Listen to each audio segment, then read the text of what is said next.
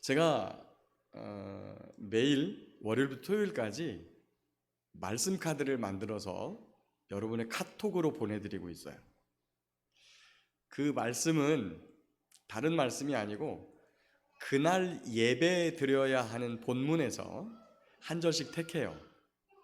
본문의 말씀에 마땅하게 여러분에게 힘이 되어지는 말씀을 드릴 게 좀 마땅치 않으면 그날 당일날 읽어야 하는 시편이나 잠언에서 여러분에게 한 절씩 뽑아가지고 말씀 카드를 보내줘요.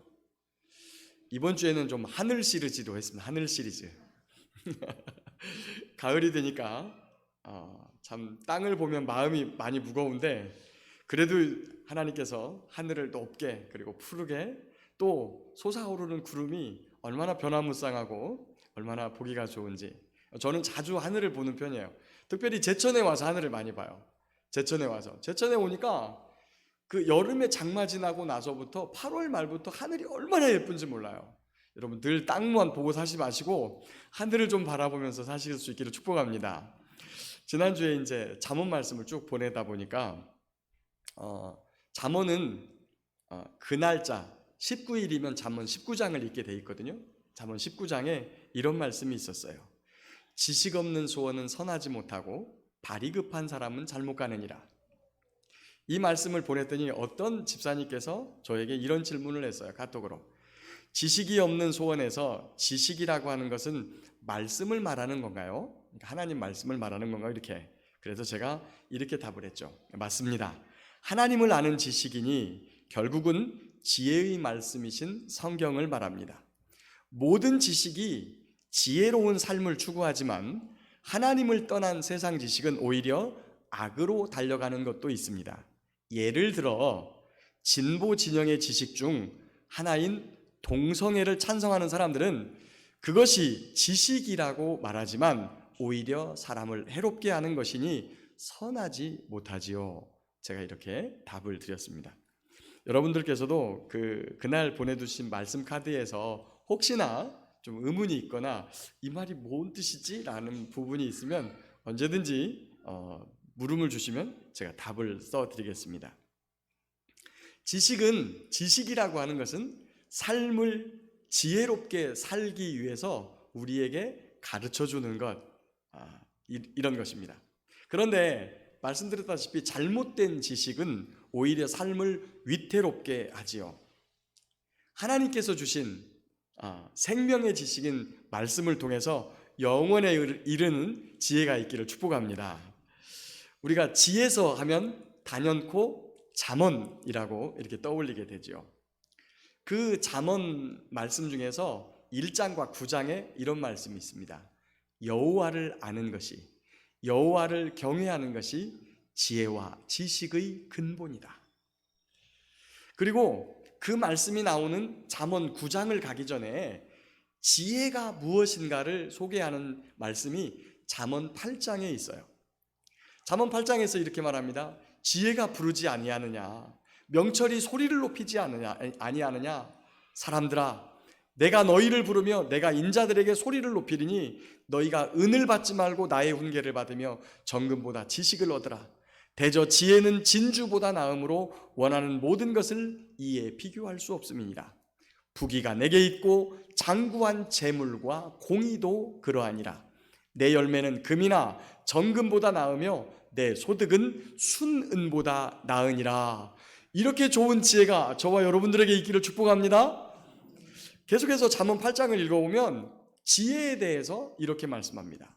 여호와께서 그 조화의 시작, 곧 태초에 일하시기 전에 나 지혜를 가졌으며 만세전부터 태초부터 땅이 생기기 전부터 내가 지혜가 세움을 받았나니 아직 바다가 생기지 아니하였고 산이 세워지기 전에 언덕이 생기기 전에 내가 지혜가 이미 났으니 하나님이 아직 땅도 들도 세상의 진토에 근원도 짓지 아니하였을 때라.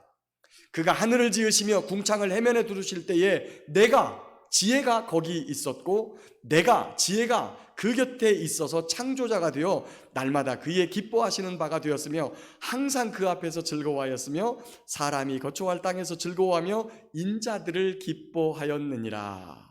아멘.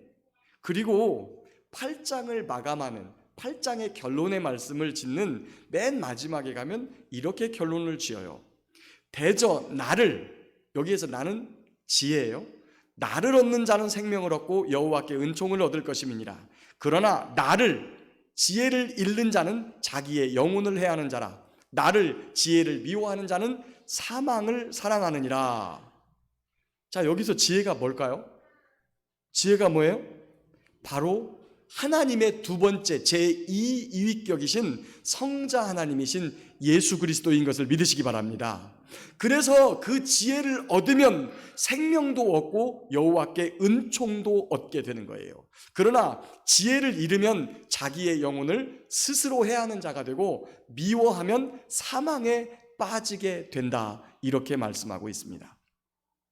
참 지혜이신 예수님을 영접한다. 그러니까 예수님을 영접한다고 하는 것은 지혜를 내 마음속에 들여놓는 거라는 거예요.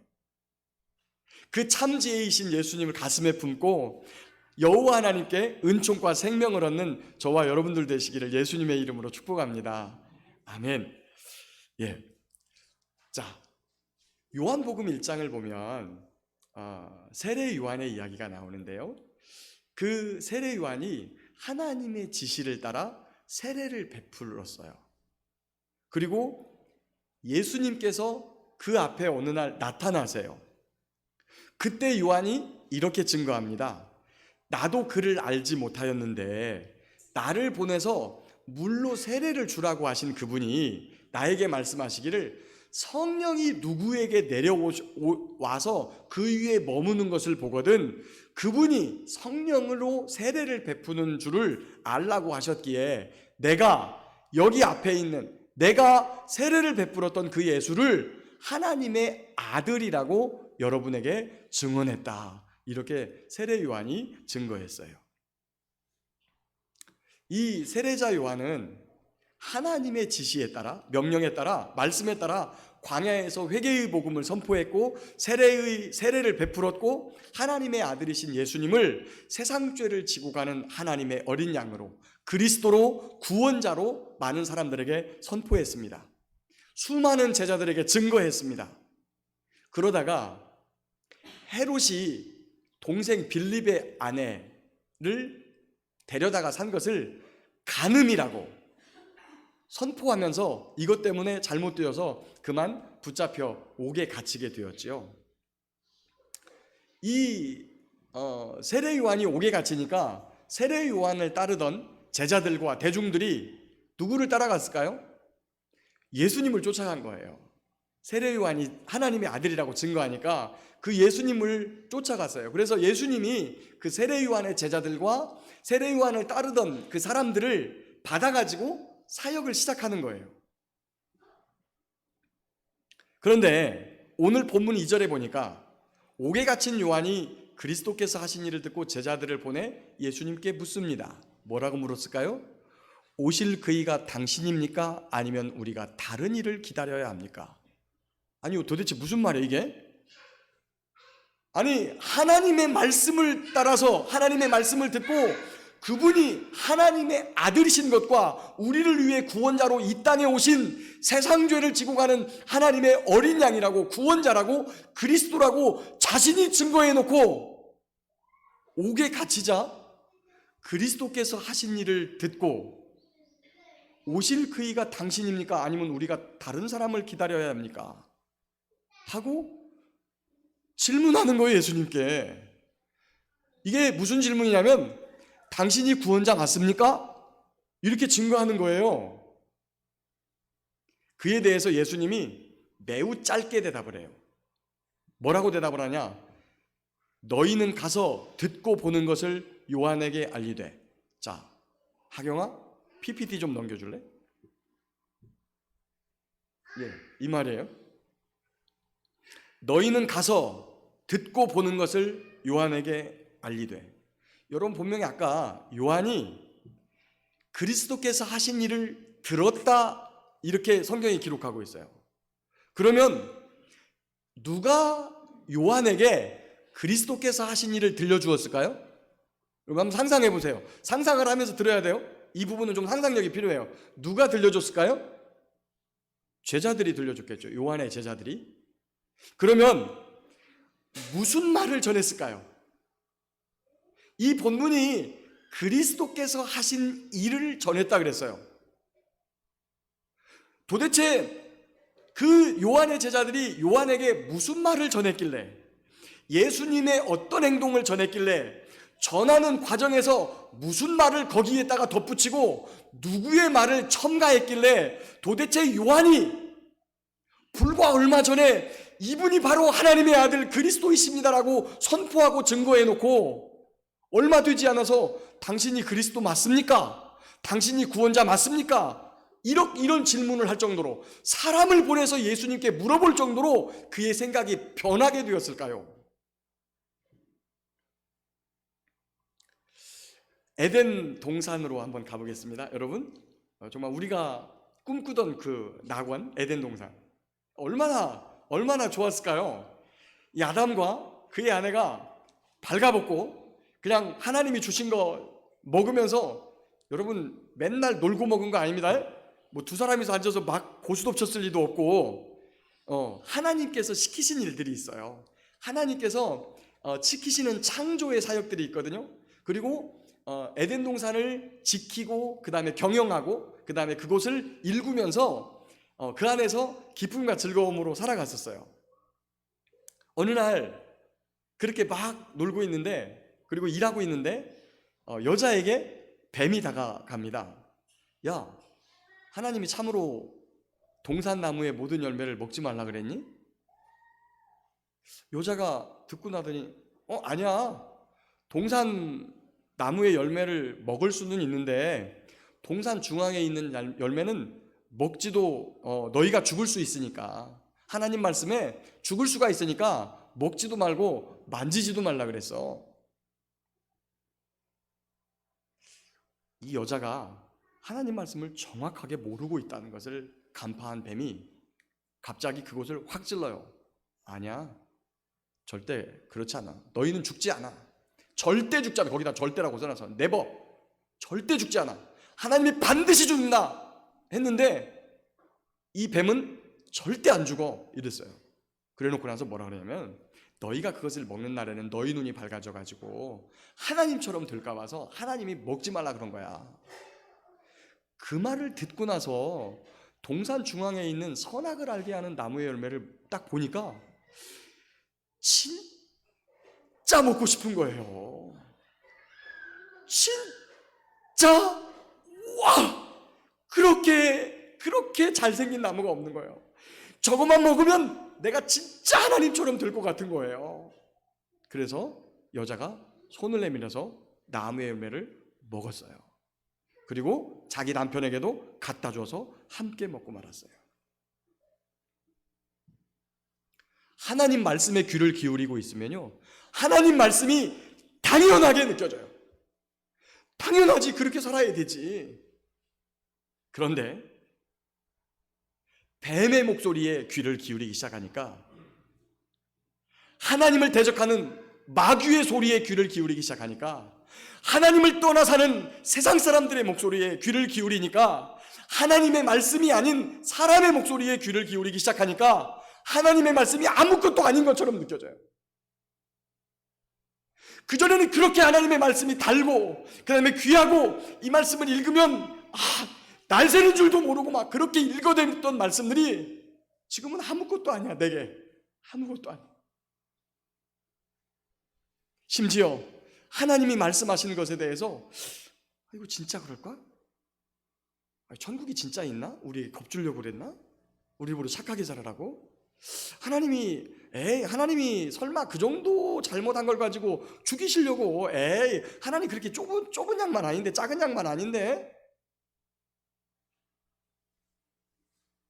심지어 왜 예수님 믿는 게 구원이지? 선하게 살면 되지, 착하게 살면 되지. 예수님을 믿어야 구원을 얻는다고 하는 말씀에 대해서도 의심이 들기 시작해요. 그래서 예수님, 당신이 구원자 맞습니까? 이런 질문을 던졌던 거예요. 그런데 그것을 너무나 잘 아시는 우리 예수님께서 아주 간단한 대답을 해요. 여기 보세요. 가서 한번 읽겠습니다. 시작. 너희는 가서 듣고 보는 것을 요한에게 알려라. 예수님의 말씀을 그대로 전하고 예수님께서 하신 일 그대로 전하는 것, 이걸 뭐라 그러냐? 두 자로 전도라 그래요. 전도. 전도는 내 의견을 말하는 게 아니에요. 내가 하고 싶은 거 말하는 게 아니에요. 그냥 본 대로 들은 대로를 그대로 전하는 거를 전도라 그래요. 오늘 1절을 보니까 예수님도 전도하러 갔어요. 전도하러. 그러면 예수님은 누구한테 보고 들은 것을 말할까요? 요한복음 8장에 보니까 나는 아버지께 들은 것, 아버지께서 보여주신 것만 너희들에게 전한다, 이렇게 말씀하세요. 요한복음 8장을 읽어보면 예수님이 그 말씀 몇 번 반복해서 하셨어요. 아버지께서 보여주신 것, 아버지께서 말씀하신 것을 그대로 말하고 전하니까, 동영재 내비두세요. 괜찮으니까? 예. 그러니까 예수님의 말씀이 진리이고 생명이신 거예요. 저와 여러분들이 예수님께서 전해주신 것, 예수님께서 보여주신 것을 그대로 전하면 그것이 생명이 되는 것을 믿으시기 바랍니다. 여러분, 우리가 지혜로운 말을 해서 그 사람의 마음을 감동시키고 감명시켜서 교회에 오게 하고 이런 생각하지 마세요. 예수님의 말씀을 그대로 전하고 그대로 보여줘야 돼요. 그런데 세례 요한의 제자들은요, 예수님께서 말씀하신 것, 예수님께서 보여주신 것을 그대로 전했을까요? 그대로 전했다면 세례 요한이 그런 질문을 안 했을 겁니다. 거기에다가 뭐 했을까요? 자기의 의견, 자기의 심정 다 달았을 거예요. 심지어 거기다가 예수님의 행동과 말의 문제를 삼는 바리새인과 서기관들의 말을 덧붙여가지고 요한에게 알렸을 거예요. 그런 말을 듣자 그리스도인 것을 맨 먼저 증거했던 이 요한이 헷갈리기 시작해요. 의심이 들기 시작해요. 세례 요한이 어떤 분입니까? 세례 요한은요, 구약 성경에서 이런 사람이 나올 것이라고 예언되었던 인물이에요. 구체적으로 두 군데에서 예언되었는데, 첫 번째는 말라기에서 예언되었어요. 말라기에서 보면 엘리야의 심정을 가지고 와서 예수님의 길을 준비할 하나님의 사자, 또 이사야를 통해서는 광야에서 외치는 자의 소리다, 이렇게 성경에서 예언되었던 인물이에요. 심지어 오늘 11절 보니까 예수님조차도 여자가 낳은 자 중에 가장 큰 자다, 이렇게 말씀하고 있어요. 정말 세례 요한은 그렇게 위대하신 분이었습니다. 하나는 따도 좋은데 너 그거 잘못 당기면 무너지면 안 돼. 하나만 따, 그냥. 그렇지. 그래. 하나만 따고, 그렇지. 그거 가지고 가서 놀아. 이제 가지고 가서 놀아. 옳지. 두 개 따면 안 된다. 옳지. 그 세례 요한은 정말 위대한 사람이에요. 근데 예수님이 왜 그가 여자가 낳은 자 중에 가장 큰 자라고 그랬을까? 그것은 예수님을 소개하는 사람이에요. 여기는 여자는 실제 여자일 수도 있고요, 교회일 수도 있어요. 자, 그런데 왜 그를 큰 자라고 했냐면, 말라기서에 보면 아버지 품을 떠난 자식의 마음을 아버지께로 돌이키고, 또 그 품을 떠난 자식 때문에 속상해하고, 또 반역하는 백성 때문에 분노하시는 하나님의 마음을 자식에게로 돌이키는 자이기 때문에 그가 위대한 자라고 이렇게 표현하고 있습니다. 죄인을 돌이켜서 천국으로 들어가게 하는 사람, 그 본문의 11절 이하에 보면 천국 문이 열리도록 만드는 사람, 세례 요한의 때부터 지금까지 천국이 침노를 당한다, 이렇게 했어요. 자, 이건 침노를 당한다는 말은 무슨 말이냐면, 쉬운 말로 여러 가지 해석이 있는데 다 제끼고 바른 해석만을 여러분한테 한 가지 말씀드리면, 죄인이 천국을 침략하는 것이다. 무슨 말씀이냐? 그 정도로 하나님께서 용서할 수 없는 죄인들을 돌이키게 해서 하나님께로 돌아가게 만드는 사람이다, 이런 뜻을 가지고 있어요. 그런데 그러한 것을 보고 있는 사람이 하나님, 예수님, 또 저와 여러분들만 있는 것이 아니라 바리새인들, 서기관들, 그리고 그들을 따르는 많은 사람들이 요한을 뭐라 그랬냐? 먹지도 않으니까 저가 귀신 들렸다, 이렇게 말을 하는 거예요. 하나님은 그를 죄인들을 천국으로 돌아오게 하는 위대한 사람으로 말씀하고 있는데 그들은 귀신 들린 사람이라고 말을 하고 있는 거예요. 심지어 그 다음 뒤를 이어 예수님이 사역을 하시는데 예수님은 이번에는 금식 안 하고요, 먹고 마시고, 심지어 죄인들을 돌아오게 하려고 누구하고 함께 밥을 먹어요? 죄인들하고 밥 먹어요.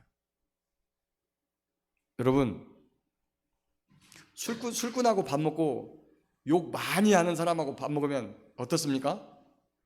밥 먹으면서도 여전히 술을 잡고 밥 먹으면서도 여전히 욕을 하죠. 제가 이번 수해를 겪으면서 저희 마을에서 저한테 고맙다고 하시는 두 분을 제가 만났어요.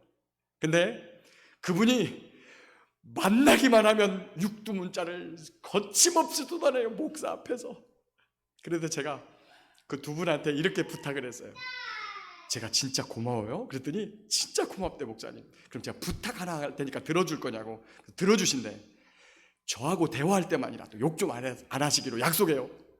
그랬더니 막 웃어. 아니 진짜 꼭 약속하자고. 그때 약속을 하셨어. 약속을 하셨는데 그 다음에 또 만나니까 또 그냥 쏟아내서, 아니 지난번에 저하고 욕 안 하기로 약속했잖아요. 그분이 만나면 온갖 사람들한테 욕한다는 건 동네 사람들이 다 알아요. 근데 목사인 저도 그 사람을 가까이 안 하면 어떻게 됩니까? 구원을 못 찾잖아요. 1년에 2번 지난번에 교회 나오기로 약속하셨던 분이 계세요. 우리 집사님 부군 되시는 분인데 이번에 4번 나오기로 약속했어. 지난번에는 부활주일, 부활절하고 성탄절, 이번에는요 추수감사절하고 설립기념일, 이렇게 그래갖고 4번 나오기로. 그래가지고 앞에 계신 형님도 데리고 나오시겠다고 저하고 약속을 했어요. 제가 딱 그때 되면 전화해야 돼. 이번 주가 설립기념주의니까 나오십시오, 이렇게. 저와 여러분들이 세상 사람들이 인정하는 죄인들, 세상 사람들이 따돌리는 사람들하고 가까이 하기를 소망합니다. 왜냐하면 그들에게도 천국 문을 열어주어야 하기 때문입니다. 그런데 그런 것을 보면서 먹기를 탐하고 포도주를 즐기는 사람이라고, 세리와 죄인들의 친구라고 비방하는 사람들이 있어요. 그 사람들의 말을 듣고 세례 요한의 제자들이 세례 요한에게 전했던 거예요. 그러니까 세례 요한이 듣고서 당신이 그리스도 맞습니까? 당신이 구원자 맞습니까? 이렇게 의심한 거지요. 저와 여러분은 무엇을 보고 무엇을 들어야 할까요? 하나님의 말씀을 듣고 하나님의 말씀을 읽고 하나님의 말씀을 암송해서 그것을 주야로 읊조리면서 하나님께서 주신 말씀대로 행해야 되는 줄 믿습니다. 하나님께서 보여주신 대로, 들려주신 대로 살아가야 합니다. 집에서 즐겨 듣는 TV 프로그램이 뭐예요? 요즘 막장 드라마 아니면 드라마가 안 된다면서요? 아침 드라마 혹시, 그 다음에 8시 30분 드라마 즐겨보시는 분이 계세요? 그분은 시간이 지나가면 간음은 죄가 아니고 그냥 로맨스야, 이런 생각에 자연스럽게 젖어듭니다. 세상에서 들려오는 왜곡된 뉴스를 계속 들으면 그대로 살아가요. 거짓과 속임수에 속아 진리를 들어도 이거 별거 아니야, 진실을 보아도 그까이 놈이고 이제 지난번에 보니까 그거 되게 못됐던데 하고 비방하게 된다는 거죠. 앞에 보고 함께 읽겠습니다. 자, PPT 좀 넘겨주세요. 같이 읽겠습니다. 시작. 지혜는 그 행한 일로 인하여 옳다함을 얻느니라. 저와 여러분들이 지혜를 정말 가졌다고 하면 우리의 삶이 어떤 방식으로 흘러나가는지를 보면 돼요. 그럼 내가 진짜 지혜를 가졌는지 아니면 어리석은 어둠 속에 있는지를 깨닫게 된다는 거예요. 20절 이하를 보면 예수님께서 가장 권능을 많이 행하신 마을, 고을 3개를 이야기합니다. 근데 되게 꾸짖어요. 고라신, 벳세다, 가버나움이에요. 가버나움은 예수님께서 공생애를 시작하시면서 선교기지로 이사를 가셔서 사시던 곳이에요. 그곳에서 예수님이 사실 때 예수님을 찾아온 많은 사람이 있었어요. 많은 병자가 있었어요. 그 어느 마을보다 가버나움에서 많은 병자들이 살아나고 할렐루야 하나님께 영광을 돌리며 집으로 돌아가는 것들을 가버나움 사람들이 보았어요.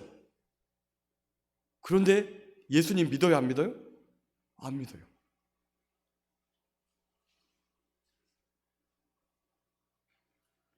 정말 감사해요. 저희 마을이 30년 전만 해도 30년 전에 10대였던 3, 40년 전에 10대였던 어린아이들이 목회자 지나가면 뭐라 그랬을까요? 이 단어를 바꾸면 안 되는데 새끼 목사 간다 이렇게 하면 누구 저기 목사의 아들 간다 이런 식으로도 이렇게 받아들여지거든요. 근데 그 말을 앞뒤를 바꾸면 안 돼요. 조그마한 애들이 목사님한테 저기 목사 땡땡 간다 이렇게 욕하는 이런 마을이었어요. 사실은 우리 여기 구곡리가. 근데 지금은 어떻습니까? 머리가 하여신 어르신들께서 담배를 태우고 말씀을 나누시다가도 제가 가면 담뱃불을 후딱 꺼든지 아니면 뒤로 이렇게 숨기십니다.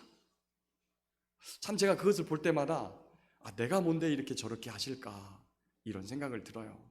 근데 제가 잘해서가 아니라 여러분이 그렇게 살았기 때문이에요.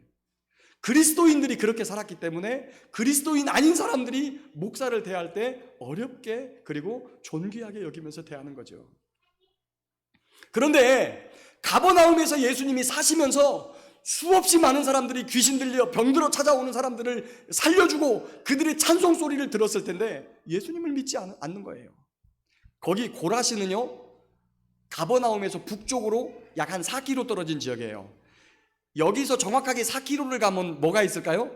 공전교회가 있습니다. 저희 교회에서 정확하게 한 4km 정도 떨어져 있는데요. 그러니까 그 가버나움에서 4km 딱 떨어진 이웃 마을이에요, 이 고라신이. 근데 그 마을 사람들 여기서 제천 나가다 보면 지금이야 차 타고 나가서 공전 사람들 만날 일이 없지만 그 당시에 다 걸어갔잖아요.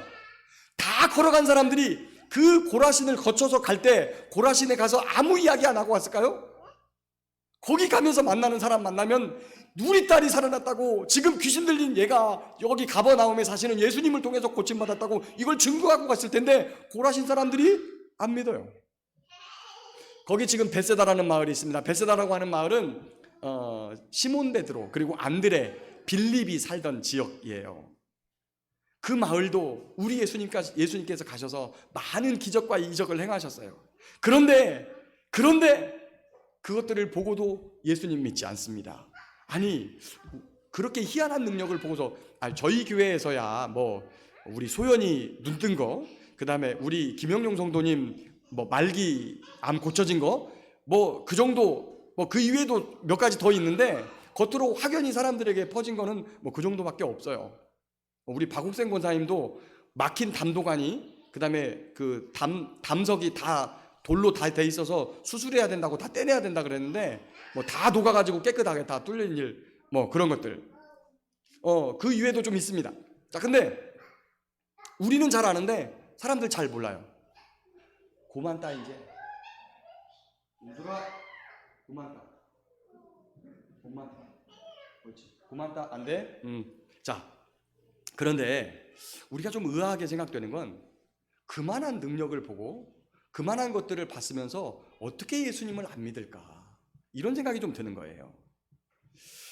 제가 여러분께 한번 여쭤볼게요. 여쭤볼 테니까 손 들으세요. 나 굉장히 교만해 하는 사람 손 들어보세요. 나 굉장히 교만해. 손 드시는 분이 계시네. 목사 닮아가지고 교만해가지고. 예.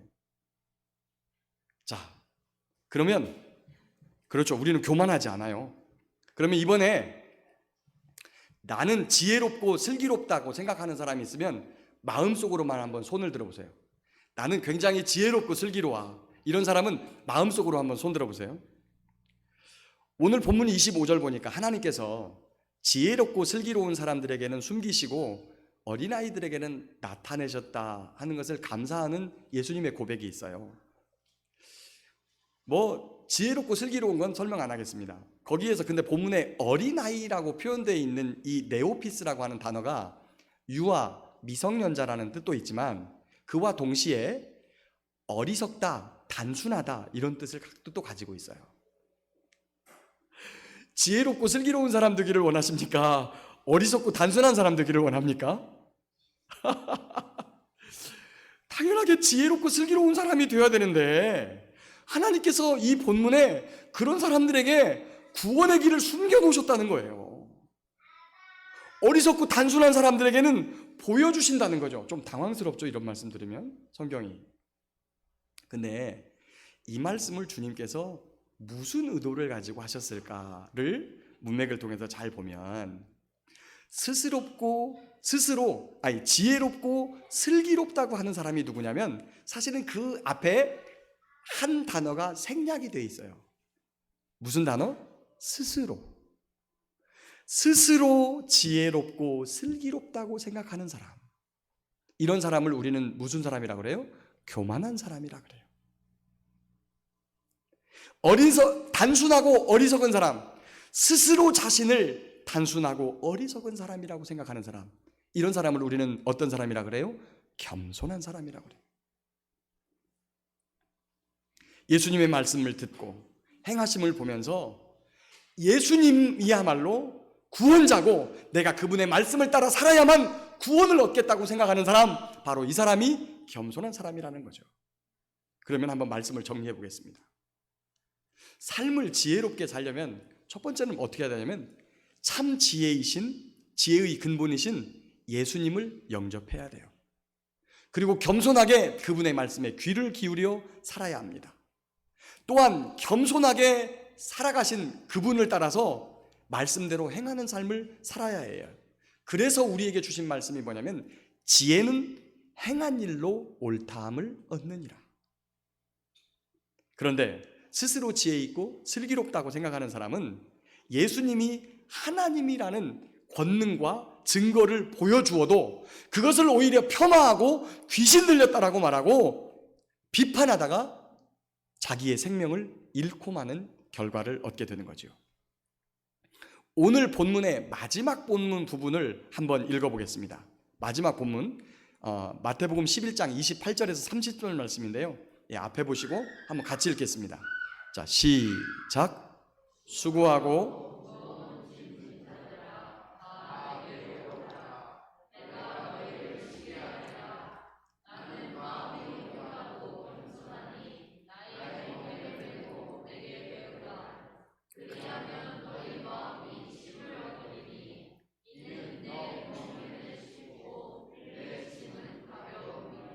아멘.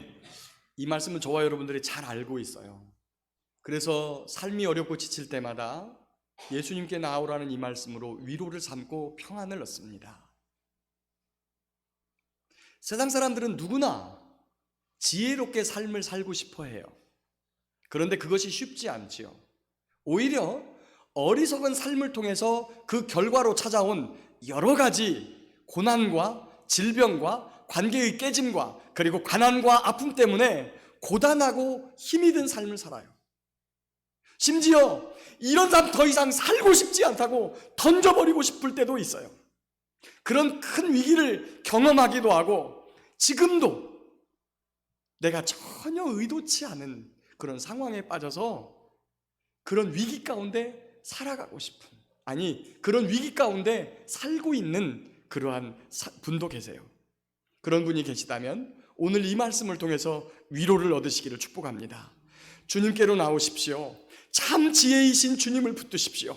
참 지혜이신 주님을 영접하십시오. 그리고 온유하고 겸손하신 그분께 배우십시오. 그분의 멍에가 무엇이냐면 그분의 멍에는요, 고개를 숙이게 하는 거예요. 여러분 지금은 소가 없지만 여러분 소를 가를 때 반드시 위에다가 멍에를 씌우고 고개를 푹 숙이고 못 들고 가게 해요. 그것은 무슨 말을 합니까?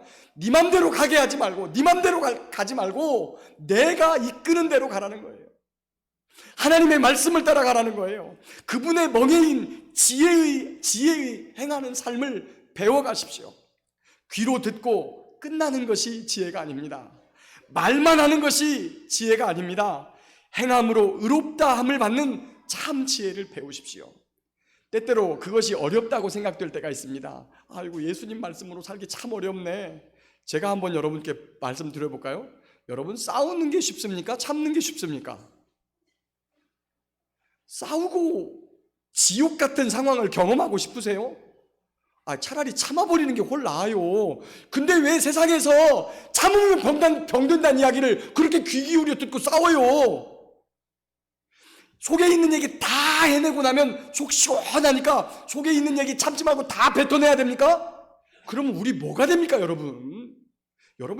우리 속에서, 여러분 여기 앞에서 고상함을 떠는 이 김 목사도 속에 있는 거 다 끄집어내면 여러분 다 떠나버려, 제 곁에서. 얼마나 추잡스러운 사람인데 그걸 꺼내서 어쩌자는 거예요. 세상에서는 그거 다 꺼내놓으라는 거예요. 여러분, 꺼내지 마세요. 참으세요. 하나님의 말씀을 따라서 사세요. 왜 세상이 들려주는 걸 자꾸 들으면서 사세요? 세상이 들려주는 건 처음엔 그럴 것 같지만 참 지혜가 아니에요.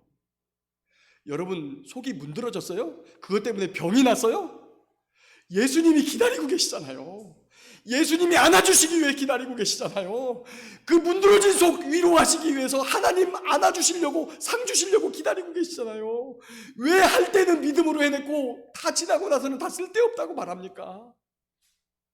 여러분, 그 문드러진 속, 그렇게 지금까지 평생을 참고 지내오신 속 주님께서 다 아세요. 그리고 여러분에게 상 주시기 위해서 주님 기다리고 계세요. 그 주님께 가면 참 평안과 위로를 얻을 수 있는 줄 믿습니다. 말씀을 맺겠습니다. 사랑하는 성도 여러분, 지혜는 그 행한 일로 인하여 옳다함을 얻는다고 오늘 말씀합니다. 참 지혜이신 예수님을 믿고 그 예수님이 생명이고 그 예수님을 믿는 것이 영생인 것을 믿었다면, 그 지혜의 근본이신 예수님을 영접했다면 그분을 따라 온유하고 겸손하게 살아야 합니다. 스스로 지혜 있다, 슬기롭다고 생각하는 것은 오히려 하나님을 대적하는 교만이 되고 맙니다. 자신보다 남을 낮게 여기는 겸손함, 자신을 하나님 앞에 온전한 죄인이라고 생각하는 겸허함이 필요합니다. 그리고 TV와 인터넷, 세상 사람들의 강론에 귀를 기울일 것이 아니라, 우리의 눈을 맞출 것이 아니라 하나님의 말씀에 귀를 기울이고 그분의 뜻대로 살기를 소망해야 합니다. 우리는 무엇을 보고 무엇을 듣고 누구의 말에 귀를 기울이느냐에 따라 삶의 태도가 결정되기 때문이죠. 누가 지혜의 사람입니까? 누가 지혜를 가진 사람입니까? 누가 지혜롭게 살아가는 사람입니까? 그것은 바로 예수님을 믿고 겸손하게 하나님의 말씀에 귀를 기울이고 온유하고 겸손하신 예수님을 따라 살아가는 사람입니다. 이런 지혜를 가진 지혜의 사람 되시기를 참 지혜이신 예수님의 이름으로 축복합니다.